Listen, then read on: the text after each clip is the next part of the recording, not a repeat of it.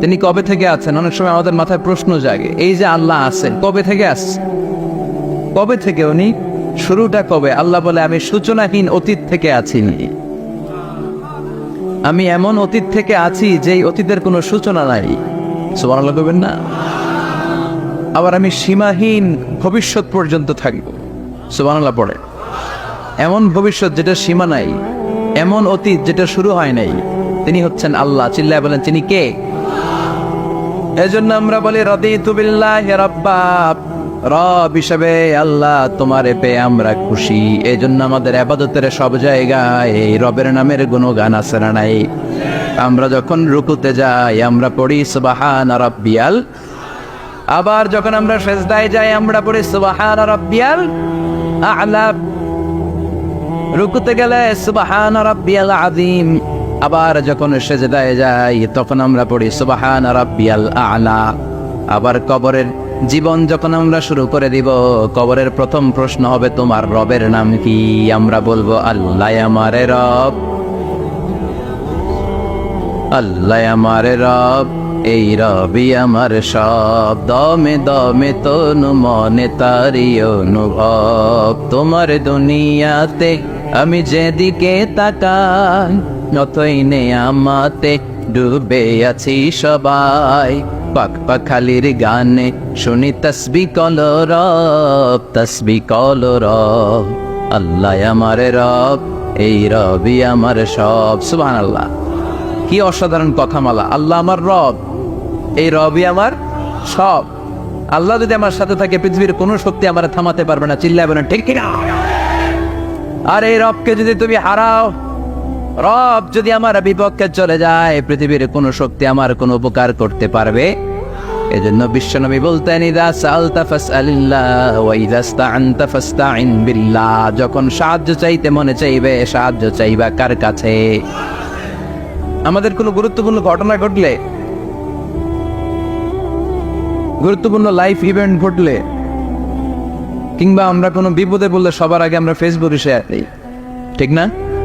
কথা কন। Facebook account নাই কার কার দেখি? ওই আল্লাহর ওলিদেরকে একটু দেখে রাখি। মাশাআল্লাহ, অনেকের নাই, অনেকের ফেসবুক অ্যাকাউন্ট নাই। তো এটাতে ভালো কাজে লাগানো উচিত। যেটাই আমরা করি এটা যেন ইসলামের পক্ষে যায়, ঠিক কিনা? মিন হুসনি ইসলামিল মারই তারকুহু মা লা ইয়ানিহি। ব্যক্তির ইসলামের সৌন্দর্য হচ্ছে যে অনর্থক কাজ ব্যক্তি করবে না। যে কাজে সওয়াব আছে, যে কাজে কল্যাণ আছে, ব্যক্তি শুধু ওই কাজটা করবে। চিৎকার করে বলেন, ঠিক কিনা? অনর্থক কাজ করা ঠিক না, অনর্থক কথা বলা ঠিক না, অনর্থক সম্পদ নষ্ট করা ঠিক না, অনর্থক টাইম পাস করা ঠিক না। কারণ মুমিন জানে, মা ইয়ালফিযু মিন কাউলিন ইল্লা লাদাইহি রাকীবুন আতীদ। মুমিনের জিহ্বা দিয়ে যা বের হয় তার প্রতিটি শব্দ পাই পাই করে হিসাব নেবে কে? আমাদের জীবনে অনর্থক কথা আছে না নাই? চায়ের দোকানে বসলে নিমসারে আছে নাকি এগুলা? অপ্রয়োজনীয় আলাপ, নিজেরও কাজে লাগে না, ফ্যামিলিরও কাজে লাগে না, ইসলামেরও কাজে লাগে না, খালি খোসা খুঁজে ঠেলাঠেলি বাড়ায়। এরকম ডাকাত আছে না নাই? অপ্রয়োজনীয় কথা, অপ্রয়োজনীয় কাজও আছে না নাই এদেশে? দেদারসে মানুষ করে বেড়াচ্ছে অপ্রয়োজনীয় কাজ। হুজুরে পাইলে হাজার হাজার ছবি আছে না নাই? এটা অপ্রয়োজনীয় না? হজে গিয়েছিলাম এবার, কমসে কম 10,000 ছবি তুলছে আমার সাথে হাজিরা। অপ্রয়োজনীয়, প্রয়োজন নাই। এসেছে ইবাদত করতে, হুজুর একটা সেলফি। ইয়াং ছেলেপেলারা সেলফি তুলে বেশি। আর বুঝলাম না, আঙ্গুল দুটার এরকম করে রাখে। আমি বললাম, এটা কি? হুজুর, ইটস গ্যাংনাম স্টাইল। এটা কি? Gangnam style. এরকম বাঁকা করে থাকবে আর এরকম দুটা ছবি তো। এগুলো অনর্থক। মুমিন ওই কাজ করবে যে কাজটা constructive, fruitful for him, for his family and for the society. যেটা তার নিজের কাজে আসবে, যেটা তার ফ্যামিলির কাজে আসবে, যেটা সমাজের কাজে আসবে। এই কাজগুলো করার দরকার আছে না নাই? আমার দেশের যুবক ছেলেগুলো অপ্রয়োজনীয়, কোনো কারণ নাই এই সমস্ত কাজে ঝগড়া বিবাদে আলাপে লিপ্ত থাকার কারণে তাদের যে ইনোভেটিভ পাওয়ার আল্লাহ তাআলা দিয়েছেন, এটাকে তারা কাজে লাগাতে পারে না। আমাদের দেশের যুবকদের কিন্তু অনেক ম্যারিড, তারা যখন পৃথিবীর বিভিন্ন দেশের ইউনিভার্সিটিগুলোতে পড়ে তারা র্যাঙ্কিং 1 নম্বরে আসে একেবারে। আমি যে ইউনিভার্সিটিতে পড়ি, ইন্টারন্যাশনাল ইসলামিক ইউনিভার্সিটি মালয়েশিয়া, ওখানে বাংলাদেশিদের ফলাফল রেজাল্ট সবচেয়ে ভালো। হার্ভার্ডে যান, ক্যামব্রিজে যান, অক্সফোর্ডে যান, যেখানেই যাবেন বাংলাদেশিদের ফলাফল অনেক ভালো। তো তারা সেখানে অপ্রয়োজনীয় কাজে তাদের সময়কে নষ্ট করে না। এজন্য যুবক ভাইয়েরা, তোমাদের আছে প্রাণ ঢালা উচ্ছ্বাস, অনেক শক্তি তোমাদের গায়ে। এখন তোমাদের রক্ত গরম, তোমাদের এই গরম রক্ত ইসলামের কল্যাণে কাজে লাগাইতে হবে। শুধু সেলফি তুইলা সময় নষ্ট করা যাবে না, চিল্লায় বলো ঠিক কিনা। কিছুদিন আগে আমি দেখলাম মানবতার দেয়াল। কিসের দেয়াল? কিছু ছেলে পেলে নিউ আইডিয়া, নিউ আইডিয়া বের করেছে যে এটার নাম মানবতার দেয়াল। খুব সম্ভবত মসজিদের এক ওয়ালের মধ্যে তারা লিখেছে মানবতার দেয়াল, আর কিছু হ্যাঙ্গার টানিয়ে রেখেছে, আর বলেছে যেটা অপ্রয়োজনীয় রেখে যান, আর যেটা আপনার লাগবে নিয়ে যান। এই যে শীত, প্রচন্ড শীতে অনেকের জ্যাকেট নাই, আমাদের কয়েকটা করে জ্যাকেট, জাম্পার, সোয়েটার, চাদর, মাফলার, অনেকের একটাও নাই, আছে না নাই? তারা দেয়ালের নাম দিয়েছে মানবতার দেয়াল। এখানে আপনার অতিরিক্ত পুরান জ্যাকেট থাকলে রেখে যান। তো অনেকে পুরান জ্যাকেট, মাফলার, চাদর ওখানে ঝুলিয়ে রেখে গিয়েছে, আবার লিখে দিয়েছে যার লাগবে তিনি নিয়ে যান। যার মাফলার নাই, যার জ্যাকেট নাই, চাদর নাই, তারা এসে নিয়ে যাচ্ছে। এটা একটা সুন্দর আইডিয়া না? তো চায়ের দোকানে ছেলেপেলেগুলো যদি মারামারি করতো, অপরাজনীতি করতো, গুতাগুতি করতো, কিলাকিলি করতো, তাহলে মাথা থেকে এই আইডিয়াগুলো বেরোতো? কথা বলেন। Human capacity is amazing. কি পরিমাণে আল্লাহ তাআলা যে আমাদেরকে ক্যাপাসিটি দিয়েছে, আমাদেরকে যে কত প্রিভিলেজ আল্লাহ তাআলা আমাদেরকে দিয়েছে আমরা জানিই না। আমরা আমাদের দেহে কত শক্তি, সম্ভাবনা নিয়ে যে ঘুরে বেড়াই আমরা অনুধাবন করি না। এজন্য সময়গুলোর কাজে লাগাও। কিন্তু আফসোসের সাথে লক্ষ্য করা যাচ্ছে যুবকদের চরিত্রকে ধ্বংস করে দেওয়ার জন্য যে কয়েকটা হাতিয়ার আছে সবগুলো বাংলাদেশে আছে না নাই? ইয়াবা আছে না নাই? ফেন্সিডিল আছে না নাই? হেরোইন আছে না নাই? মারিজুয়ানা আছে না নাই? এই ফেন্সিডিল, ইয়াবা আগে শুনতাম ইউনিভার্সিটির ছেলেরা খাইতো, এরপরে নাইমা আসলো কলেজে, এরপরে হাই স্কুলে, এখন প্রাইমারি ছেলেদের হাতে ওই ইয়াবা ঢুকছে। চিল্লা এখন ঠিক কিনা? দেশের যুব সমাজ আজকে কোথায়? পর্নোগ্রাফি, এক একটা মোবাইল, এক একটা হিন্দি সিনেমার কারখানা। ইন্ডিয়ান নায়িকাদের কোমর দোলানো ডান্স আছে না নাই? স্মার্টফোন নিয়ে ছেলে স্মার্ট হয়, কিন্তু ইমান, আখলাক, চরিত্র সব শেষ। অপরাজনীতি, রাজনীতির নামে মন্দ, খারাপ, প্রতিহিংসামূলক ছাত্র রাজনীতি। নেতারা এই যুবক ছেলেদেরকে ইউজ করে, ওর বিরুদ্ধে ও মার, তুই ওরে মার, ওনারা থাকে অন্য জায়গায়, আছে না নাই? এভাবে আমাদের দেশের ছেলেদের চরিত্র, তাদের সম্ভাবনাকে আমরা নষ্ট করে দিচ্ছি। যুবক ভাইয়েরা, in the day of judgement, কিয়ামতের কঠিন ময়দানে আল্লাহ তাআলা 7 শ্রেণীর ব্যক্তিকে তার আরশের নিচে ছায়া দিবেন। এর মধ্যে এক শ্রেণী হচ্ছে তোমরা যারা যুবক, শাবুন নাশাআ ফি ইবাদাতিল্লাহ। ওই যুবক যারা তাদের যৌবনে, তাদের সময়টা, তাদের দিন, তাদের রাত তারা আল্লাহর ইবাদতে কাটিয়েছে। সুবহানাল্লাহ পড়েন। 7 শ্রেণীর মধ্যে 2টা শ্রেণী হলো যুবক। একটা হলো যৌবন সময়ে যারা আল্লাহর ইবাদতে রাত কাটায়, সময় কাটায়। আর দ্বিতীয় ওই যুবক, যে যুবককে কোনো নারী অন্যায় কাজের, অন্যায় প্রেম করার পরকীয়ার অফার দেয়, ওই অফারকে ক্যান্সেল করে ওই যুবক বলে ইন্নী আখাফুল্লাহ, আমি এই পরকীয়ার দিকে যেতে পারি না, কারণ আমার অন্তরে ভয় আছে একজনের, তিনি কে? যাদের হৃদয়ে আছে আল্লাহর ভয়, তারা কবু পথ ভুলে যায় না। আল্লাহর প্রেম ছাড়া এই দুনিয়া কারো কাছে কোনো কিছু চায় না, ঠিক কি না? রাতের আধারে যারা সেজদাতে রয়, দু চোখের স্রোতে নদী যেন বয়। আল্লাহু আকবার। তো তাহাজ্জুদ পড়বে কখন? ফজরে তো পড়তে পারে না, আছে না নাই? রাতের আধারে যারা সেজদাতে রয়, দু চোখের স্রোতে নদী যেন বয়। ছলনার হাতছানি যতই ডাকুক, পেছনে ফিরেও সে তাকায় না। যাদের হৃদয়ে আছে আল্লাহর ভয়, তারা কবু পথ ভুলে যায় না। আল্লাহর প্রেম ছাড়াই দুনিয়ায় কারো কাছে কোনো কিছু চায় না। চিল্লায় বলেন ঠিক কিনা? তার মানে প্রথম হচ্ছে এক যুবক, যেই যুবক তার যৌবন কালের সময়টা আল্লাহর ইবাদতে কাটায়। দ্বিতীয় হলো এমন যুবক পরকীয়ার অফার পেয়ে সে বলে আমি ভয়ে পাই একজনকে, তিনি কে? এজন্য যুবক, তোমার অন্তর আল্লাহর ভয় থাকতে হবে। তোমার সময়টা এমনি কাটানো যাবে না, ইবাদতে কাটাতে হবে, ঠিক কিনা? এজন্য আমরা নামাজের পরে বলি রাদিতু বিল্লাহি রাব্বা, আল্লাহকে রব হিসেবে পেয়ে আমরা খুশি। তারপরে বলি অবিল ইসলামি দীনা, ইসলামকেও দিন হিসেবে পেয়ে আমরা খুশি না বেজার? কথা কন, খুশি না? আপনি খুশি হইলে আপনার লাভ, খুশি না হইলে আপনার লস। ইসলামের বিজয়কে সমুন্নত করবে কে? ইসলামের পতাকা পত পত করে হোয়াইট হাউসের উপরও একদিন ঝুলবে। চিল্লায় বলেন ঠিক কিনা?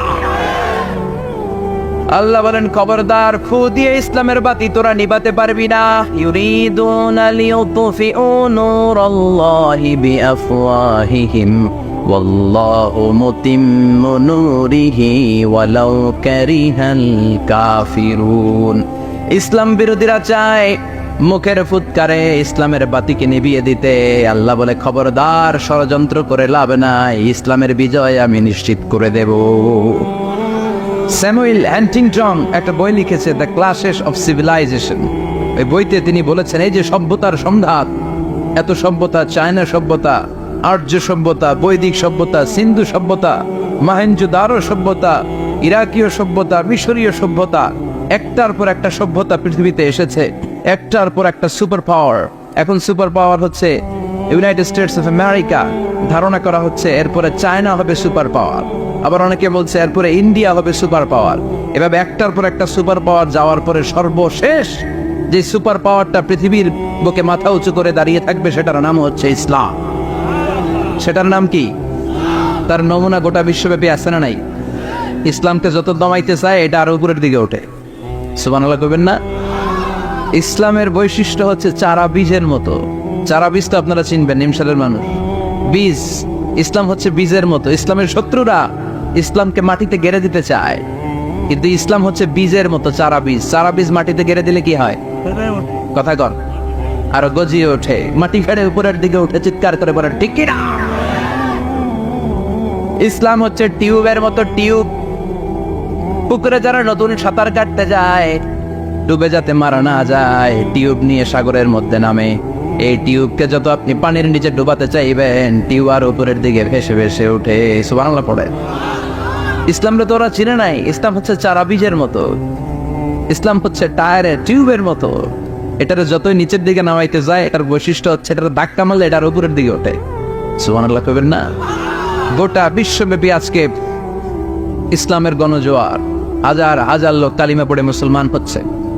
গত কিছুদিন আগে আফ্রিকাতে এক লোক এক গ্রামের কয়েক হাজার মানুষকে এক ময়দানে দাঁড় করিয়ে একসাথে শাহাদাতের বাণী পাঠ করিয়ে মুসলমান বানায় ফেলছে। এই আফ্রিকার বুকে এতদিন আমেরিকার কাজ ছিল, এটারে বলে Tansir, Christian missionary. Lakh lakh dollar দিয়ে আফ্রিকার দেশগুলোর মধ্যে গরিব গরিব মুসলমানগুলোরে তারা নাসারা বানাতো। এই বিষয়টা যখন মুসলিম স্কলারদের নজরে এলো, এখন গোটা বিশ্বের সব মুসলিম স্কলাররা আফ্রিকায় যে ইসলামের দাওয়াতকে প্রচার করে দিচ্ছে। গ্রামকে গ্রাম খ্রিস্টান সম্প্রদায় লা ইলাহা ইল্লাল্লাহ মুহাম্মাদুর। ঝিনুকের ভেতর লুকিয়ে থাকে যেমন মতি, ঝিনুকের ভেতর লুকিয়ে থাকে যেমন মতি, কলমা শাহাদাতে আছে আল্লাহর জ্যোতি, কলমা শাহাদাতে আছে আল্লাহর জ্যোতি। পড়েন সবাই। ঝিনুকের ভেতর লুকিয়ে থাকে যেমন মতি, ঝিনুকের ভেতর লুকিয়ে থাকে যেমন মতি, কলমা শাহাদাতে আছে আল্লাহর জ্যোতি, কলমা শাহাদাতে আছে আল্লাহর জ্যোতি। ঠিক কি না? এই জ্যোতি যদি একবার কারো হৃদয়ের মধ্যে স্থান করে নেয়, এই নুরানি আলোর ছোটা যদি কারো হৃদয়ের মধ্যে জায়গা দখল করে নেয়, পৃথিবীর কোনো মতাদর্শ তার অন্তরের মধ্যে আর থাকতে পারে? গ্রামকে গ্রাম আফ্রিকাতে এখন কালিমা পড়ে পড়ে মানুষ মুসলমান হয়ে যাচ্ছে। সুবহানাল্লাহ পড়ে। একদিন আমেরিকার হোয়াইট হাউসের উপরেও কালিমার লা ইলাহা ইল্লাল্লাহর পতাকা পতপত করে উড়বে, চিল্লায় বলেন ঠিক কিনা? এজন্য আমরা বলি ওয়াবিল ইসলামি দীনা, ইসলামকে ধর্ম হিসেবে পেয়ে আমরা খুশি না বেজার? After the twin tower attack, the number of Muslim in America already have been doubled. Now it's tripled. Twin tower অ্যাটাকের আগে আমেরিকা যত মুসলমান ছিল, এটা গত কয়েক বছর ধরে ছিল ডবল, এখন এটা ট্রিপল হয়ে গেছে। মানে টুইন টাওয়ার অ্যাটাকের আগে আমেরিকায় মুসলমানের সংখ্যা যা ছিল, এখন এটা 3 গুণ বাড়ছে। ইউরোপ, আমেরিকাতে মসজিদের সংখ্যা বাড়ছে, দাওয়াতি কাজের সংখ্যা বাড়ছে, এমনকি হার্ভার্ড ইউনিভার্সিটিতে, অক্সফোর্ডে, ক্যামব্রিজের ভেতরে, MIT, Massachusetts institute of technology, সায়েন্সে যারা পড়ে এদের স্বপ্ন এমআইটির ভিতরে ইসলাম ঢুকে গেছে। এজন্য ইসলামের আলোকে কেউ নিভিয়ে দিতে পারবে? ইসলামের গতিকে কেউ থামিয়ে দিতে পারবে? এটা অসম্ভব। এজন্য ইসলামের বিজয় সুনিশ্চিত। আমরা যারা লেগে থাকতে পারবো, আমাদের কপালকে উজালা করে দিবে কে? আর বিরোধিতা যারা করবো তাদের সব শেষ, দুনিয়াও শেষ, আখিরাতও আমও শেষ, সালাও। এজন্য আমরা বলি রাদিতু বিল্লাহি রাব্বা, আল্লাহ তোমার রব হিসেবে পেয়ে আমরা বড্ড খুশি। ওয়াবিল ইসলামি দীনা, ইসলামকে ধর্ম হিসেবে পেয়ে আমরা খুশি। ওয়াবি মুহাম্মাদিন রাসূলা, বিশ্ব নবীকে রাসূল হিসেবে পেয়েও আমরা খুশি না বেজার? এমন রাসূল, গোটা বিশ্বের শ্রেষ্ঠতম রাসূল, শ্রেষ্ঠতম ব্যক্তিত্ব, যার কাছ থেকে পজিটিভ কোনো জিনিস ছাড়া নেগেটিভ কোনো জিনিস প্রকাশিত হয় নাই। সব ইতিবাচক, always come back positive, not go back negative. সব সময় পজিটিভ বলতেন, পজিটিভ ভাবতেন, পজিটিভ কাজ করতেন। কোনো নেগেটিভ, নেতিবাচক কোনো কিছু বিশ্বনবীর জীবনে খুঁজে পাওয়া যায় না? চিল্লায় বলেন খুঁজে পাওয়া যায়? As a father, as a husband, as a commander, as a lawyer, as a reformer of the society, Muhammad is the superman of the world. গোটা বিশ্ব এখন তাকে সুপারম্যান ভাবতেছে, বস অফ দ্য অল বসেস। পৃথিবীতে যত বস এসেছে, সব বসের সবচেয়ে বড় বস হচ্ছে বিশ্বনবী মুহাম্মদ সাল্লাল্লাহু। এজন্য আমরা বলি নবী মুহাম্মাদিন রাসূলা। আল্লাহকে রব হিসেবে পেয়ে আমরা যেমন খুশি, ইসলামকে ধর্ম হিসেবে পেয়ে তেমন খুশি। বিশ্বনবীকেও রাসূল হিসেবে পেয়ে খুশি না বেজার? কথা কন। এই বিশ্বনবীর ভালোবাসা যদি অন্তরে না থাকে, জান্নাতে ঢোকা যাবে নাকি? আল্লাহর ভালোবাসা, বিশ্বনবীর ভালোবাসা অন্তরে থাকার দরকার আছে না নাই? আল্লাহকে যে পাইতে চায়, হযরতকে ভালোবেসে, আরশ কুরসি লৌহ কালাম না চাইতে পেয়েছে সে। হযরতকে ভালোবেসে, আরশ কুরসি লৌহ কালাম না চাইতে পেয়েছে সে। চিল্লায় বলেন ঠিক কি না? নবীর ভালোবাসা অন্তরে থাকতে হবে। তাহলে 3টা জিনিসের ঘোষণা আমরা দেই নামাজের পর। আল্লাহকে রব হিসেবে পেয়ে আমরা খুশি, ইসলামকে ধর্ম হিসেবে পেয়ে খুশি, বিশ্বনবীকে রাসূল হিসেবে পেয়ে খুশি, আবার এই কিতাবটারে সংবিধান হিসেবে পেয়ে আমরা খুশি না বেজার? এটার আলোকে আমাদের সমাজ প্রতিষ্ঠিত হোক, মদিনার সমাজ হোক, সোনালী সমাজ হোক, আলোকিত সমাজ হোক। আমরা চাই কি চাই না? এই কোরআনের আইন দিয়ে আমার দেশ চলুক, আমরা চাই কি চাই না? এই কোরআনে ধর্ষকদের বিচার আছে না নাই? অবিবাহিত ধর্ষক হলে 100 ব্যাট, আর যদি বিবাহিত ধর্ষক হয় ডেথ পেনাল্টি। সৌদিতে করে হেড অফ, মাথাটাকে নুইয়ে তলোয়ার দিয়ে এক কোপ মেরে গর্দানটা আলাদা করে দেয়, ঠিক কিনা? অনেক দেশে ডেথ পেনাল্টি করে হ্যাঙ্গিং এর মাধ্যমে, ফাঁসির মাধ্যমে। দর্শনের বিচার বাংলাদেশে সহজে পাওয়া যায় না, কিন্তু কোরআন দিয়ে বিচার করলে ওই বিচার আছে না নাই? নোয়াখালীর এক বোনকে দর্শন করা হয়েছে, গোটা বাংলার জামিনে এই নিউজটা আছে না নাই? কোরআনের বিচার থাকলে আলটিমেটার মতো 24 ঘন্টা, 24 আওয়ার্স এর মধ্যে ধর্ষককে ডেকে এনে বাইতুল মোকাররমের স্কয়ারের সামনে লক্ষ মানুষের চোখের সামনে ফাঁসির রশিতে ঝুলিয়ে দেওয়া হতো। বড় বড় চোরগুলোর হাত কেটে দেওয়া হতো। কলা চোর, ডিম চোর, মুরগি চোর না, বড় বড় সাইজের চুরি যারা করে 1000 কোটি টাকা মেরে দেয়, দেশের 12টা বাজিয়ে দেয়, দেশের 10-এর সর্বনাশ করে, সিমেন্ট খাইয়া, টিন খাইয়া, রড খাইয়া সব হজম করে। ব্রিজ ভেঙে গেলে ব্রিজের ভেতরে পাওয়া যায় বাঁশ, তার মানে রড গেছে কই? হ্যাঁ, পেটে। এগুলোর এক একটার পেটে 10টা করে পাকস তুলে দিয়েছে আল্লাহ। 10টা স্টোমাক না থাকলে রড হজম হয়? কথা কয় না। এগুলোর বিচার হওয়ার দরকার আছে না নাই? কোরআনের রাজ যদি কায়েম হয়, এই সবগুলো বড় বড় চোরের বিচার হবে, লাইভ ব্রডকাস্টিং হবে টিভিতে, আমরা সবাই দেখবো কেমন করে তাদের হাত কাটা হয়। ওই সমাজ আমাদের দেশে চালু হোক, আমরা চাই কি চাই না? তাহলে সোজা সাপটা হিসাব, এই 4টা জিনিসের বিরুদ্ধে কেউ অবস্থান নিলে তাদের বিরুদ্ধে আমাদের অবস্থান ধরে কোন ঠিক কিনা? আর এই 4টা জিনিসের পক্ষে যারা কথা বলবে তাদের জন্য আমাদের অন্তরে দোয়া আছে না নাই? এক হচ্ছে আমার রব, 2 হলো আমার ইসলাম, 3 হলো আমার পেয়ারা নবী, 4 হলো আমাদের আল্লাহর দেয়া সংবিধান কোরআন। এই 4টা জিনিসের বিরুদ্ধে কথা বললে খবর আছে না নাই? এই 4টা জিনিসের বিরুদ্ধে কথা বলা হবে মুসলমানদের দেশে। এই 4টা জিনিসকে কটূক্তি করা হবে, অপমান করা হবে, আর এর বিরুদ্ধে প্রতিবাদ আসবে না। মুমিন চুপ করে বসে থাকবে, সেটা মুমিন নয়, সেটা মুনাফিক। চিল্লায় বলেন ঠিক কিনা? এজন্য এই 4টা জিনিসের বিরুদ্ধে কথা বললে প্রতিবাদের ঝড় তোলার দরকার আছে না নাই? রাজি আছো মুসলমান? এই 4টা জিনিসের জন্য ভালোবাসা আমাদের অন্তরে তুমি স্থান করে দাও। এগুলোকে পুঁজি করে যেন আমরা জান্নাতের অধিকারী হতে পারি, তুমি তৌফিক দাও। আর জোরে পড়েন আমিন। আজকে আমরা যে বইটা থেকে কথা শুনবো, বইটার নাম কি বলেন? আরো জোরে বলেন, কি নাম? আজকে আমরা জানার নিয়তে, শিখার নিয়তে, আমাদের আখিরাতটাকে সুন্দর করার নিয়তে কোরআন থেকে কিছু কথা শুনবো ইনশাআল্লাহ। পড়েন, আরো জোরে পড়েন ইনশাআল্লাহ। আমাদের সবকিছু হয়ে যাচ্ছে শো অফ, মাহফিল হয়ে যাচ্ছে শো অফ, আলোচনাগুলো হয়ে যাচ্ছে শো অফ, লোক দেখানো ভাব। অন্তরে ইখলাস নাই, আল্লাহর প্রতি দরদ নাই, স্রষ্টার প্রতি অগাধ বিশ্বাস আর ভালোবাসা নাই। আমাদের ডে টু ডে লাইফের চিত্র যদি আমরা খেয়াল করি তাহলে দেখবো our spirituality is going down, our লিল্লাহিয়াত, ইখলাস ইজ গোয়িং ডাউন। আমাদের ইখলাস যাচ্ছে নিচের দিকে, মানে কমছে, ডিক্রিজিং ডে আফটার ডে। কিন্তু our greed, our jealousy, our arrogance, আমাদের অহংকার, আমাদের ক্ষমতার প্রতি লোভ, আমাদের হিংসা, এগুলো দিন দিন উপরের দিকে যাচ্ছে। চিল্লায় এখন ঠিক কিনা? এই তাফসির মাহফিলগুলোর মূল উদ্দেশ্য হচ্ছে আমাদেরকে রাইট ট্র্যাকে নিয়ে আসা। We should come back to the right track. Train যদি লাইনচ্যুত হয়, অ্যাক্সিডেন্টের সম্ভাবনা আছে না নাই?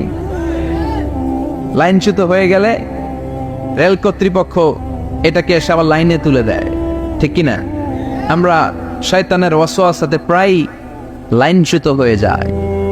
এই তাফসির মাহফিলগুলোর উদ্দেশ্য হচ্ছে আমাদেরকে আবার লাইনে তুলে দেয়া। আলহামদুলিল্লাহ কন।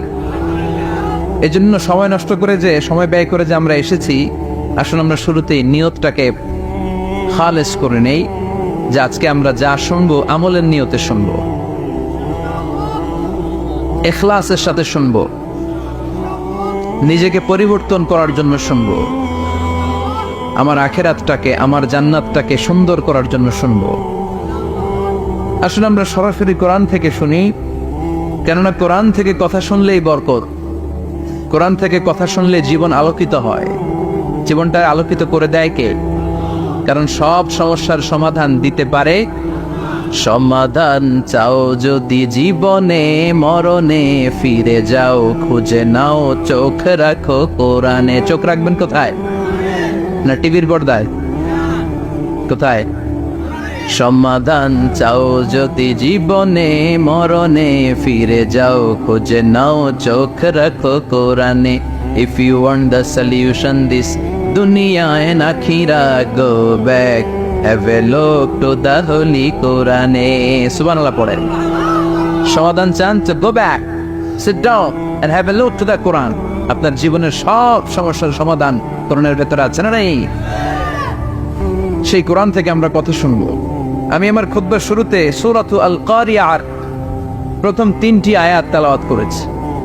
এই সূরার ভেতরে আল্লাহ তাআলা কিয়ামতের নকশা এঁকে দিয়েছেন, কিয়ামতের প্রামাণ্য বর্ণনা দিয়েছেন।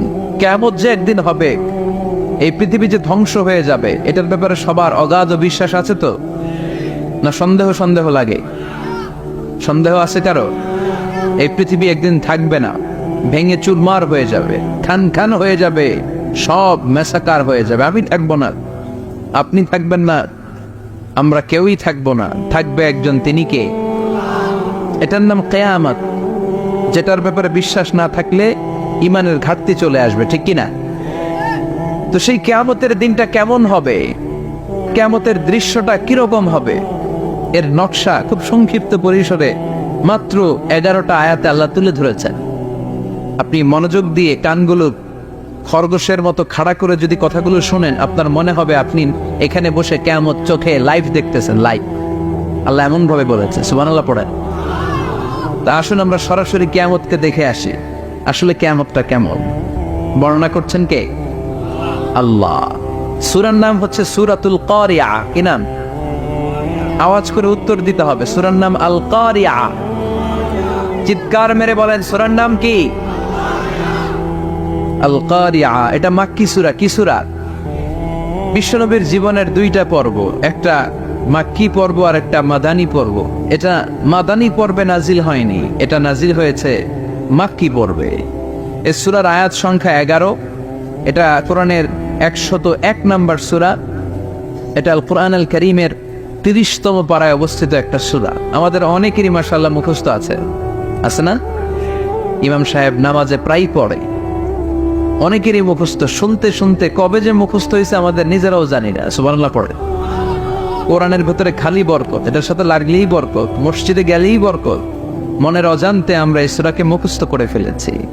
কিন্তু এই সূরার ভেতরে যে আল্লাহ কিয়ামতের এত চমৎকার নকশা এঁকেছেন, এত প্রামাণ্য বর্ণনা দিয়েছেন, এটা আমরা অনেকে জানিই না। আসুন আমরা এই সূরার আলোকে দেখার চেষ্টা করি যে কিয়ামতটা কিরকম হবে। আল্লাহ একটা শব্দকে এই সূরার শুরুতে 3 বার উল্লেখ করে আমাদের দৃষ্টি আকর্ষণ করেছেন। আল্লাহ tried to draw our attention by mentioning 3 times a word, and that is al-qari'ah.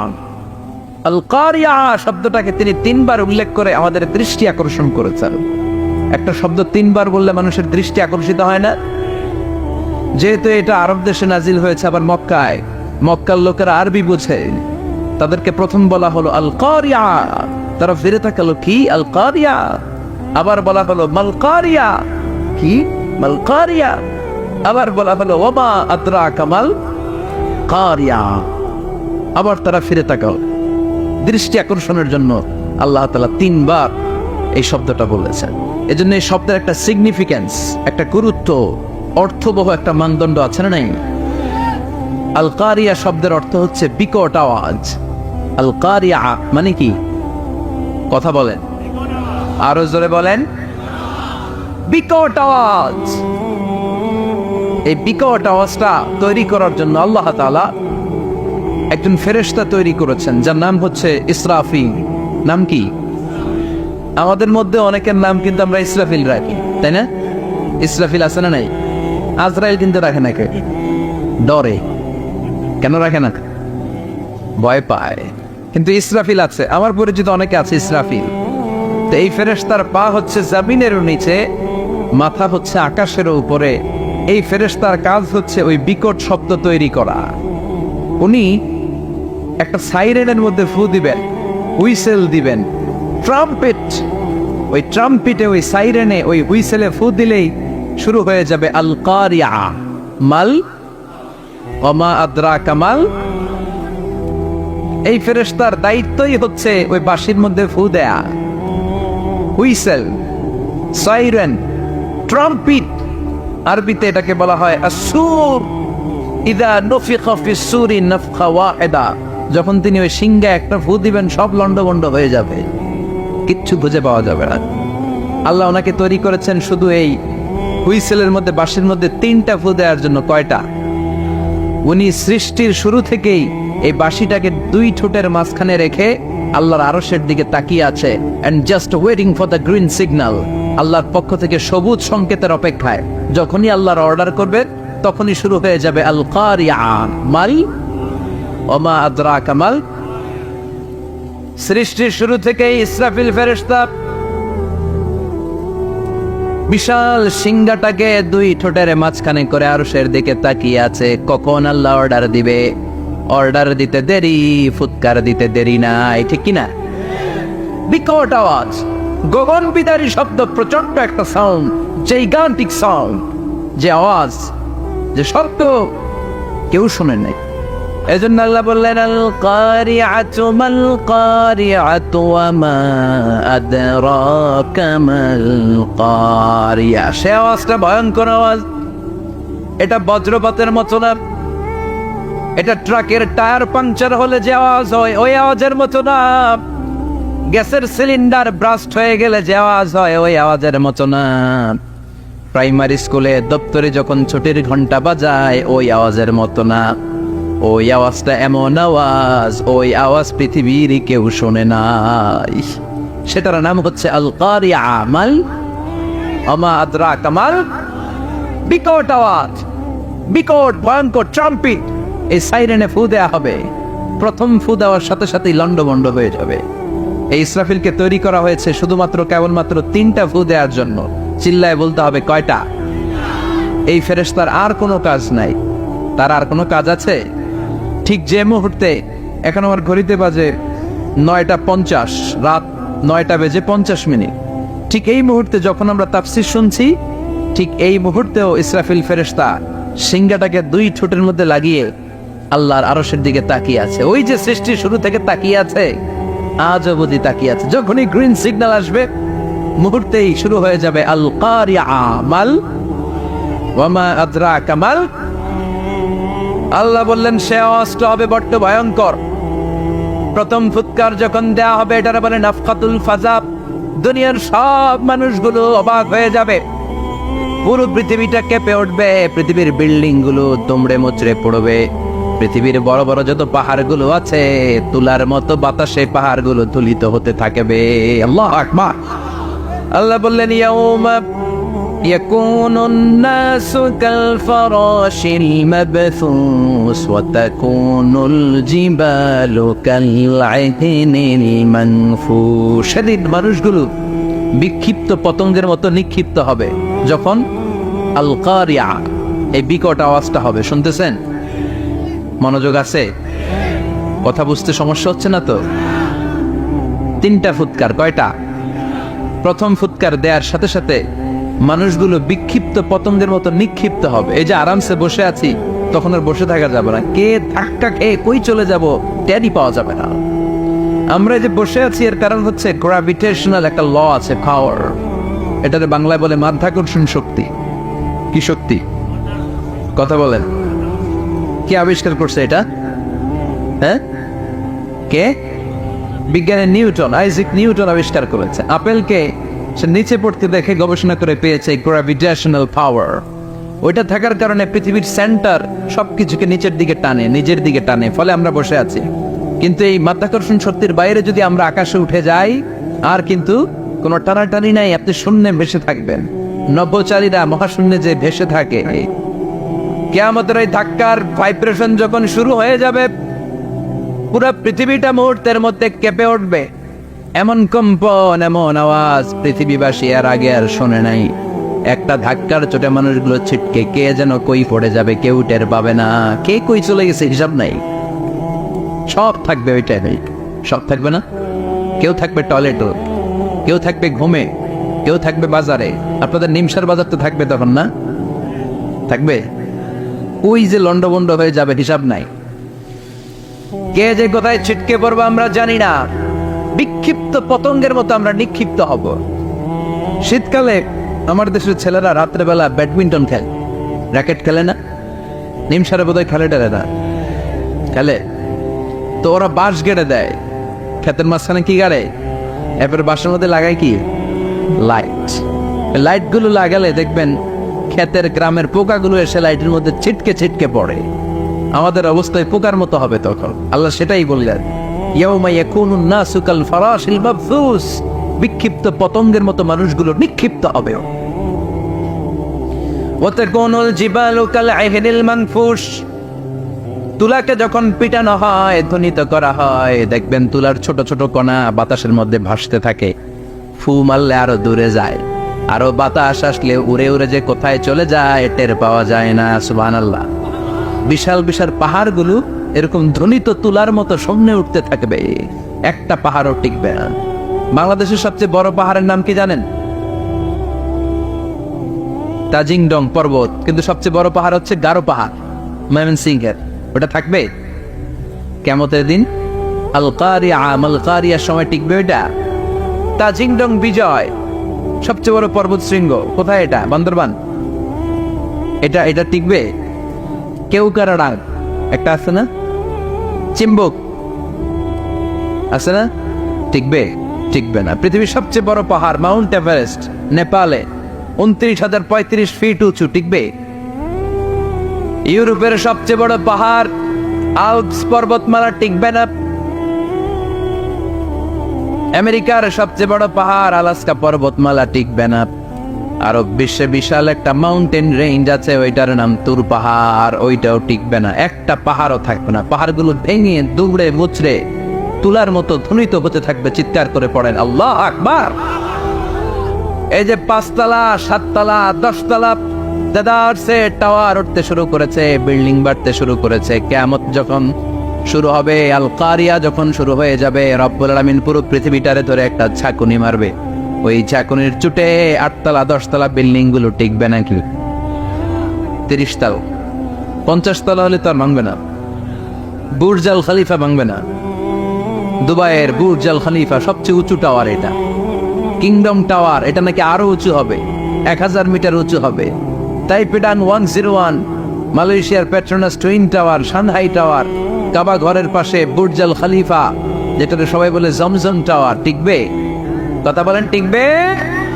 আল্লাহ বললেন ইযা যুলজিলাতিল আরদু জিলজালাহা ওয়া আখরাজাতিল আরদু আসকালাহা ইযা রুজ্জাতিল আরদু রাজ্জান ওয়া বুসসাতিল জিবালু বাসসা। সেদিন পৃথিবীটারে কাঁপিয়ে দেয়া হবে, পুরো পৃথিবী নড়ে চড়ে উঠবে, টাওয়ারগুলো ভেঙে খান খান, পাহাড়গুলো ভেঙে দুমড়ে মুচড়ে যাবে, মানুষগুলো বিক্ষিপ্ত পতঙ্গের মতো নিক্ষিপ্ত হবে। সাগরের পানির মাঝখানে দাউ দাউ দাউ দাউ দাউ দাউ করে আগুন জ্বলতে শুরু করে দিবে। আল্লাহ আকবার। নকশা এঁকে দিছেন আল্লাহ, নকশা এঁকে দিছে না? সুবহানাল্লাহ পড়েন। আবার আল্লাহ বললেন ফাইযা বারিকাল বাসারু ওয়া খাসাফাল কামারু ওয়া জুমিআশ শামসু ওয়াল কামার ইয়াকুলুল ইনসানু আইনাল মাফার। সেদিন মানুষের চোখ হবে ছানা বড়া, চন্দ্র সূর্যে কোনো আলো থাকবে না, মানুষগুলো দিক বিদিক পাগলের মতো দৌড়াবে। সবার মুখে এক কথা, পালাবো কই? পালানোর জায়গা আছে নাকি? শুধু বাংলাদেশের এই সাইডটাতেই কিয়ামত হবে, সৌদিতে আর হবে না। হ্যাঁ, আমেরিকায় কেমন হবে? ওদের তো ডোনাল্ড ট্রাম্প থাকে। হ্যাঁ, আমেরিকাতেও হবে, জাপানে হবে, ইন্ডিয়াতে হবে, গোটা বিশ্বে একসাথে কাপাকাপি আর এই ধ্বংসলীলা শুরু হয়ে যাবে। চিৎকার করে বলেন ঠিক কি না? আল্লাহ বলেন ইয়াউমা নাতবিস সামা কাতাইয়িস সিজিল্লিল কুতুব। আকাশ আর আকাশ থাকবে না। কাগজ যেমনি আমরা এরকম ফোল্ড করে ফেলি, ভাঁজ করে ফেলি, মন চাইলে কাগজকে যেমনি আমরা এরকম হাতের মধ্যে গুটিয়ে নেই, সেদিন আকাশটারে হাতের মধ্যে গুটিয়ে নিবে কে? মানুষগুলো পাগলের মতো দৌড়াবে। কেউ থাকবে টয়লেটে, কেউ হসপিটালে, কেউ মাজারে, কেউ বাজারে, যে যেখানে থাক, শুরু হয়ে যাবে কিয়ামতের এই ভয়াবহ দৃশ্য। দুধের বাচ্চাকে রেখে দিয়ে মা দৌড়ে পালাবে। দুধের বাচ্চা রেখে মা কোথাও যায়? কলিজার টুকরা এটা, দুধের বাচ্চা, এটারও ফেলে মা কোথাও যায় না। কিন্তু কিয়ামতের ওই ঝাঁকুনির দৃশ্য দেখে, আল কারিয়া মাল ওমা আদরাকা মাল, এই দৃশ্য দেখে দুধের বাচ্চারে রেখে মা দিবে দৌড়। অনেক গর্ভবতী মহিলা থাকবে এই কিয়ামতের সময়ে, যাদের পেটের ভেতরে 2 মাসের বাচ্চা, 3 মাসের বাচ্চা, অপরিপক্ক অপরিণত, বাচ্চাটা এখনো বড় হয় নাই, কোনো বাচ্চার হাত পা এখনো হয় নাই। কিয়ামতের এই ভয়ঙ্কর দৃশ্যটা দেখে জায়গার মধ্যে 3 মাসের অপরিণত বাচ্চাটা ডেলিভারি হয়ে যাবে। আল কারিয়া মাল কারিয়া। আমা আতরা কামাল। পৃথিবীর যখন এইরকম দৃশ্য, আল্লাহ তাআলা ইসরাফিলকে বলবেন, ইসরাফিল তোর তো 3টা ফুৎকার দেওয়ার দায়িত্ব ছিল, দিয়েছে কয়টা? চিল্লায় বলেন কয়টা? এবার আল্লাহ বলবেন এবার দ্বিতীয় ফুৎকার দেয়া। কয় নাম্বার ফু দিবে? ওই ফু দেওয়ার সাথে সাথে ইসরাফিল প্রথম ফুৎকার দিয়ে জায়গা মতো এরকমই দাঁড়ায় থাকবে, আবার যখন গ্রিন সিগন্যাল পাবে মুহূর্তের মধ্যে আরেকটা ফু দিয়ে দিবে। ফু দেওয়ার সাথে সাথে পৃথিবীর সব মানুষগুলো মরে শেষ। কেউ থাকবে? থাকতে পারবো আমরা? থাকার জন্য আসছি। একদিন মাটির ভেতরে হবে ঘরে মন আমার, কেন বান্ধ দালান ঘর, প্রাণ পাখি উড়ে যাবে পিঞ্জর ছেড়ে, ধরা ধামে সবই রবে তুমি যাবে চলে, বন্ধু বান্ধব যত মাতা পিতা দ্বারা সুত সবই হবে তোমার পরে মন আমার, কেন বান্ধ দালান ঘর, একদিন মাটির ভেতরে হবে ঘরে মন আমার, কেন বান্ধ দালান ঘর। ঠিক কিনা? এই গানের কথামালাটা খুব সুন্দর না? আখিরাতের রিমাইন্ডার আমাদেরকে দেয়। এই যে দুনিয়া দুনিয়া, টাকা পয়সা আরো লাগবে, আরো কামাবো, এটাতে আমার হবে না, আরো চাই আরো চাই। এই প্রতিযোগিতা, এই কম্পিটিশন, ওর 5 তলা আমার লাগবে 7 তলা, ওর আছে 20 লাখ আমার লাগবে 30 লাখ, প্রতিযোগিতা আছে না নাই? এগুলো আমাদেরকে পাগল বানিয়ে দিয়েছে, মহাচ্ছন্ন করে ফেলেছে। পৃথিবীটা আসলে একটা মরিচিকা, বোকা, লোভ লালসা, আজ আছে কাল নাই। 2 নাম্বার ফুৎকার দেওয়ার সাথে সাথে পৃথিবীর সব শেষ। মালাকুল মাউত পৃথিবীর সব মানুষের রূহ কবজ করবে। আল্লাহ বলবেন, মালাকুল মাউত আখবিরনি মাইয়া বাকা, আমাকে বল আর কে আছে। মালাকুল মাউত বলবে, পৃথিবীর সব মানুষের রূহ কবজ করে শেষ, কেউ নাই। মানুষবিহীন পৃথিবী, মানুষের কোলাহলে পৃথিবীটা মুখরিত থাকতো এতদিন। গোটা পৃথিবী ব্যাপী মানুষের কোলাহল, ওই যে সাইয়েদনা আদম থেকে শুরু হয়েছে, আর থামে নাই। মানুষ আর মানুষ, মানুষ আর মানুষ, মানুষ আর মানুষ, সব মানুষ শেষ। আল্লাহ আশরাফুল মাখলুকাত একটারেও রাখি নাই, সব শেষ। শুধু আছে জিন জাতি। আল্লাহ বলবেন, যাও এবার জিন জাতি ধরো, জিনদের রূহ কবজ করো। মালাকুল মাউত কিন্তু জিনদের রূহ কবজ করে। ওমা খলাকতুল জিন্না ওয়াল ইনসা ইল্লা লিয়াবুদুন। জিন জাতি আর মানব জাতি, এই 2 জাতিকে আল্লাহ তাআলা তৈরি করেছে কার ইবাদতের জন্য।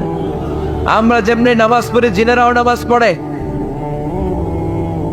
আমরা যেমনি রমাদানের রোজা রাখি, জিনেরাও রমাদানের ফরজ রোজা রাখতে হয়। আমরা যেমনি হজ করি, জিনেরাও হজ করে। আমরা যেমনি আরাফার দিনে কাঁদতে কাঁদতে আল্লাহর কাছে দোয়া করি, আল্লাহ বাইক করে, জিনেরাও পড়ে। আমরা দেখি না, এদের দেখা যায়? দেখা যায় না। জিসমুন নারিয়্য, আগুনের তৈরি ওদের দেহ। ইয়াতাশাক্কালু বিআশকালিন মুখতালিফা, বিভিন্ন কালার ধারণ করতে পারে, বিভিন্ন রং ধারণ করতে পারে। জিনের সংজ্ঞা হচ্ছে জিসমুন নারিয়ুন ইয়াতাশাক্কালু বিআশকালিন মুখতালিফা, আগুনের তৈরি এক সৃষ্টি। বিভিন্ন সূরত তারা নিতে পারে, মানুষের সূরত নিতে পারে, প্রাণীর সূরত নিতে পারে। ঠিক কি না? মালাকুল মাউত জিন জাতি হত্যা করতে শুরু করবেন, রূহ কবজ করবেন। করতে করতে সব শেষ। খারাপ জিনদের সর্দার হলো ইবলিস। সব জিনদেরকে মারতে যত কষ্ট দেয়া হয়েছে, সবচেয়ে বেশি কষ্ট দিয়ে ইবলিসের রূহ কবজ করে ফেলা হবে। ইবলিস আর নাই, মানুষও নাই, জিনও নাই, পশু পাখি কিচ্ছু নাই। আল্লাহ বলবেন, ইয়া মালাকুল মাউত আখবিরনি মাইয়াবকা, অনেক দায়িত্ব পালন করেছিস তুই। মানুষ মারলি, জিন মারলি, মৎস্যকুল মারলি, পাখি মারলি, সব মারলি, এবার আর কে বেঁচে আছে বল। মালাকুল মউত বলবে, আল্লাহ আর কেউ নাই, খালি ফেরেশতারা আছে। কারা আছে? মালাইকা। আল্লাহ বলবে, যা এবার ফেরেশতাদের গোষ্ঠী শেষ কর। মালাকুল মউত একটার পর একটা ফেরেশতার রূহ কবজ করবে, একটার পর একটা, একটার পর একটা, করতে করতে সব ফেরেশতা। ফেরেশতাদের সংজ্ঞা হচ্ছে জিসমুন নূরিয়ুন ইয়াতাশাক্কালু বিআশকালিন মুখতালিফা, আলোর তৈরি, নূরের তৈরি একটা দেহ, চাইলে বিভিন্ন সূরত ধারণ করতে পারে। জিন আর ফেরেশতার পার্থক্য বুঝেছে? জিন কিসের তৈরি? আগুন, জিসমুন নারিয়ন। আর ফেরেশতা হচ্ছে জিসমুন নূরিয়ন, নূর দিয়ে তৈরি। একের পর এক ফেরেশতা সবার করা হবে। এবার আল্লাহ বলবেন, ইয়া মালাকাল মাউত আখবিরনি মাইয়াবকা। আর কে কে বেঁচে আছে বল। মালাকুল মউত বলবে, মাবুদ কেউ নাই, মানুষ নাই, জিন নাই, ফেরেশতাও নাই, শুধু আমার 3 জন কলিগ বাকি। কয়জন? জোরে বলেন কয়জন? জিব্রাইল বাকি, ইসরাফিল বাকি, মিকাইল। আর আমি, আল্লাহ বলবে মিকাইলের রূহ কবজ করে নিয়ে আয়। যে মিকাইল আমার আদেশে পৃথিবীতে বৃষ্টি ঝরাতো, আমার আদেশে ক্ষেত খামারে ফসলের ব্যবস্থা করে দিত, আমার আদেশে মানুষের রিজিকের হিসাব রাখতো। এই মিকাইলের রূহ কবজ করে নিয়ে আয়। 1 নম্বর কলিগ শেষ। কলিগ বুঝেন তো? সহকর্মী। কলিগ মানে কি? সহকর্মী। 1 নম্বর কলিগ নাই। আল্লাহ বলবে যা, এবার ইসরাফিলের রূহ কবজ কর। ইসরাফিল ফেরেশতা তখনও আল্লাহর আরশের দিকে ঠোঁটের মাঝখানে বিশাল সিংহটা নিয়ে তাকিয়ে আছে। ওই মুহূর্তে মালাকুল মাউত যে সালাম দিয়ে রূহটা কবজ করে ফেলবে। ইসরাফিলও নাই, ইসরাফিলও নাই। আল্লাহ বলবে যা, দুনিয়ার সব নবীদের কাছে ওহী দিয়ে, কোরআন দিয়ে, ইনজিল দিয়ে, তাওরাত দিয়ে, জাবুর দিয়ে আমি যেই ফেরেশতাটারে পাঠাতাম, ওই রূহুল আমিন জিব্রাইলের রূহটাও কবজ করে নিয়ে আয়। জিব্রাইলের রূহ কবজ হয়ে যাবে। এবার 3 জন কলিগই শেষ। আছে কেউ? আছে? এবার আল্লাহ বলবে, ইয়া মালাকাল মাউত, হে মৃত্যুর ফেরেশতা, আখবিরনি মাইয়াবকা। মহাবিশ্বে আর কে কে আছে বল। কেউ নাই, মানুষ নাই, জিন নাই, ফেরেশতা নাই, আমার কলিগরাও নাই। আমি বড় একা। এখন আমি একা হয়ে গেছি। আল্লাহ, আছি শুধু আমি, মালাকুল মাউত, তোমার হুকুমের গোলাম। আর আনতাল হাইয়ুল কাইয়ুম, তুমি শাশ্বত চিরঞ্জীব, তুমি তো মরবা না। আমি আছি। ভাবছে উনিও থাকবে, উনি আর আল্লাহ থাকবে। আল্লাহ বলবে, মালাকুল মাউত এবার তুই মর, এবার তুই মর। এই কথা শুনে মালাকুল মাউতের খিঁচুনি উঠে যাবে। আজীবন মারছে, আজকে মরবে। খিঁচুনি উঠে যাবে, জ্বর এসে যাবে, কাঁপুনি ছুটে যাবে, কাঁপতে থাকবে। আল্লাহ বলবেন, কাঁপাকাঁপি করে লাভ নাই, মর। মালাকুল মাউত বলবে, মাবুদ এইটা আবার কেমন কথা? সবাই রে আমি মারলাম, আমি মরুম কেন? আমি না মারছি, আমি না মেরেছি, আমি মরবো কেন? আল্লাহ বলবেন, কথা নাই, মর। ও আল্লাহ, আমি কেন মরবো? আমি না দুনিয়ার সবাই রে মারলাম। আল্লাহ বলবেন, কুল্লু নাফসিন যায়িকাতুল মাউত, পৃথিবীর প্রতিটা আত্মারে মৃত্যুর স্বাদ নিতে হবে রে মালাকুল মাউত, তুইও মরবি। মর। কাঁপতে কাঁপতে আল্লাহ বলবে, জান্নাত আর জাহান্নামের মাঝ বরাবর যে দাঁড়া। মালাকুল মাউত দাঁড়াবে। এই দৃশ্য দেখার মতো তখন কেউ থাকবে না। থাকবে? কেউ নাই। মালাকুল মাউত কাঁপতে কাঁপতে আল্লাহ বলবেন, কেঁপে লাভ নাই, কেঁদে লাভ নাই, মরতে তোকে হবেই। Everyone has to take the test of death. সবাইকে মৃত্যুর স্বাদ আস্বাদন করতে হবে। মর, মরে যা, মুত ইয়া মালাকাল মাউত। আল্লাহ বলবেন, ও মৃত্যুর ফেরেশতা মর, মুত ইয়া মালাকাল মাউত। বলার সাথে সাথে যে ফেরেশতার হাতে আমাদের সবার রূহ চলে গিয়েছিল, ওই ফেরেশতা চিৎকার মেরে জান্নাত এবং জাহান্নামের মাঝখানে বেহুশ হয়ে পড়ে যাবে। শেষ। মালাকুল মাউতের ইচ্ছা খতম, উনিও নাই। এবার ডানে বায়ে, সামনে পেছনে, উপরে নিচে কেউ আছে? একজন ছাড়া, তিনি কে? কুল্লু মান আলাইহা ফানি ওয়া ইয়াবকা ওয়াজহু রাব্বিকা যুল জালালি ওয়াল ইকরাম ফাবিআইয়ি আলাই রাব্বিকুমা তুকাযযিবান। এই জমিনে যারা আছে সব শেষ হয়ে যাবে, একজন ছাড়া, তিনি কে? আল্লাহ তখন হুঙ্কার দিয়ে একা একাই বলবেন, একা একাই বলবেন, ইয়া আরদু আইনা আশজারু, কেউ পৃথিবী তোর বড় বড় গাছগুলো কোথায়? আপনাদের নিমসারে বট গাছ আছে? কোথায় আছে বট গাছ? অনেক জায়গায় থাকে না বট গাছ বিশাল? ওইটাকে কেন্দ্র করে শিরকের আখড়া জমে ওঠে, ওইখানে মোমবাতি লাগায়, লাল সালু দেয়, নাচানাচি করে, এরকম বট গাছের আখড়া আছে নাই? আল্লাহ বলবে, ইয়া আরদু, হে পৃথিবী, আইনা আশজারু, কে তোর বড় বড় গাছগুলো আজকে কোথায়? ইয়া আরদু আইনা আনহারুকি, হে পৃথিবী তোর বড় বড় নদীগুলো কই? পদ্মা নদী কই? মেঘনা নদী কই? ব্রহ্মপুত্র কই? গঙ্গা নদী কই? মিসিসিপি, মিসৌরি কই? নীল নদ কোথায়? আমাজন কোথায়? 6,695 কিলোমিটার লম্বা। উগান্ডার ভিক্টোরিয়ার কাম্পালা থেকে এর অববাহিকা শুরু। পৃথিবীর সবচেয়ে বড় যে নদীটা নীল নদ, মিশরে এই নদটা ছিল। আমি দেখেছি, ঘুরেছি এর উপর দিয়ে অনেক। 5 বছরে নীল নদের পানি আমি খেয়েছি। মিশরের নীল নদ ছাড়া কোনো মিঠা পানির উৎস নাই। এজন্য প্রাচীন ঐতিহাসিক, ওনার নাম হেরোডোটাস, উনি বলেছিলেন Egypt is the gift of Nile. মিশর হচ্ছে নীল নদের দান। নীল নদ না থাকলে মিশরে কেউ থাকতো না। আল্লাহ আকবার পড়েন।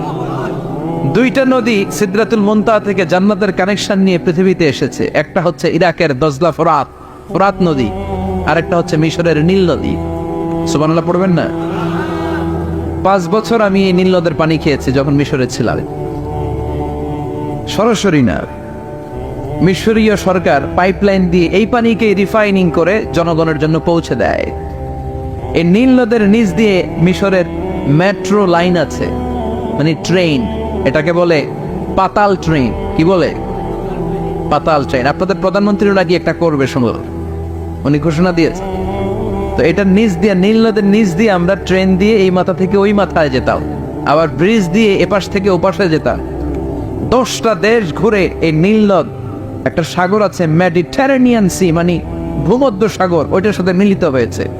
আল্লাহ সেদিন বলবেন আইনা নাইল, নীল নদ আজকে কোথায়? আইনাল আনহার, নদীগুলো কোথায়? আইনাল কুসুর, প্রাসাদগুলো কই? রাজপ্রাসাদ, টাওয়ার কোথায়? আইনাল জাবাবেরা, অত্যাচারী শাসকগুলো আজকে কোথায়? যারা ক্ষমতার চেয়ার পেলে আর নামতে চায় না, এই ডাকাতগুলো আজকে কোথায়? আল্লাহ বলবে আইনাল জাবাবেরা, ফেরাউন কোথায়? নমরুদ কোথায়? আবু জাহেলের গোষ্ঠী কোথায়? ফেরাউনের চাচাতো ভাইরা কোথায়? নমরুদের চাচাতো ভাইরা কোথায়? কোথায়? যারা ক্ষমতার দাপট দেখিয়েছে, কোনো আওয়াজ আছে? কথা বলেন। আল্লাহ বলবেন লিমানিল মুলকুল ইয়াউমা লিল্লাহিল ওয়াহিদিল কাহ্হার। লিমানিল মুলকুল ইয়াউম, আজকে ক্ষমতা কার? একটা চিৎকার দিয়ে উত্তর দেন, সেদিন ক্ষমতা কার? Who belongs the kingdom today?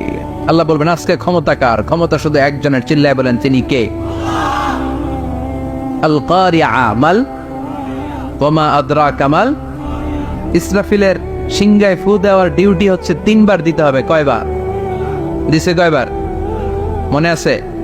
খেয়ে ফেলাইছেন মনে হয়। দিতে হবে মোট কয়টা? দিয়েছে কয়টা? বাকি আছে, ওটা দেয়া লাগবে না? আল্লাহ ইসরাফিলকে রুহু দিয়ে আবার দাঁড় করায় দিবেন। সুবহানাল্লাহ পড়েন। সবার আগে ইসরাফিলকে রুহু দিয়ে দাঁড় করিয়ে দিলে উনি ওনার ডিউটি পালনের জন্য আবার সিংহার মাঝখানে ঠোঁট লাগিয়ে তাকিয়ে থাকবে আরশের দিকে। আল্লাহ বলবে ইসরাফিল এবার 3 নাম্বার ফু দিয়া ডিউটি শেষ কর। সুবহানাল্লাহ। বাড়িতে গিয়া আল্লাহ বলবেন 3 নাম্বার ফুৎকার দে। বলার সাথে সাথে ইসরাফিল সিংহাটা 2 ঠোঁটের মাঝখানে দিয়ে বিশাল আর একটা ফুৎকার দিবে। ওই ফুৎকার দেওয়ার সাথে সাথে মিনহা খালাকনাকুম ওয়া ফিহা নুঈদুকুম ওয়া মিনহা নুখরিজুকুম তারাতান উখরা। ওই ফু দেওয়ার সাথে সাথে পৃথিবীর যেখানে যত মানুষ ছিল সব উঠবে। যাদেরকে স্বাভাবিকভাবে কবর দিয়ে কবরস্থানে রাখা হয়েছিল কবর থেকে উঠবে। যারা বিমান দুর্ঘটনায় মারা গিয়েছে ওই ছাইগুলো থেকে উঠবে। যারা সাগরের মধ্যে মারা গিয়েছে সেখান থেকে উঠবে। যাদেরকে তিমি মাছ খেয়ে ফেলেছিল ওখান থেকে উঠবে। যে যেখানে ছিল ওইখান থেকে উঠবে। সুবহানাল্লাহ। লক্ষ লক্ষ মানুষ উঠে বলবে আমাদের ঘুম ভাঙাইলো কে? কি বলবে? ঘুম ভাঙাইয়া গেল রে। ওরা বলবে আমাদের ঘুম ভাঙালো কে? قالوا من بعثنا من مرقدنا هذا ما وعد الرحمن وصدق المرسلون। সব দাঁড়াবে, দাঁড়িয়ে বলবে ঘুম ভাঙালো কে? সবচেয়ে লম্বা ঘুম দিয়েছিল সৈয়দনা আদম আলাইহিস সালামের ছেলে হাবিল, যাকে হত্যা করেছে। জানেন না আপনারা? হাবিল হচ্ছে পৃথিবীর প্রথম নিহত মানব। প্রথম নিহত মানব, তার কবরের জিন্দেগিটা অনেক লম্বা। ওই কত হাজার শত হাজার লক্ষ বছর আগে যে উনি কবরে শুয়ে আছেন, আজও শুয়েই আছেন। কিয়ামতের ওই 3 নাম্বার ফুৎকার দেওয়ার সাথে সাথে উনি উঠবে, উঠে বলবে মান বা'আতানা মিন মারকাদিনা হাদা, কে ভাঙালো আমার ঘুম? কে ভাঙাইছে? মরার কুকিলে কে ভাঙাইছে? আল্লাহ ঘুম ভাঙিয়েছে। ফেরেশতারা বলবে হাদা মা ওয়া'আদার রহমান, আজকে হলো ওই দিন যে দিনের প্রতিশ্রুতি রহমান দিয়েছিল, আল্লাহ দিয়েছিল এই দিনের প্রতিশ্রুতি, আর নবীরা এই দিনের কথা বর্ণনা করেছে। আজকে হবে আসল দিন, ফাইনাল খেলার দিন। কোন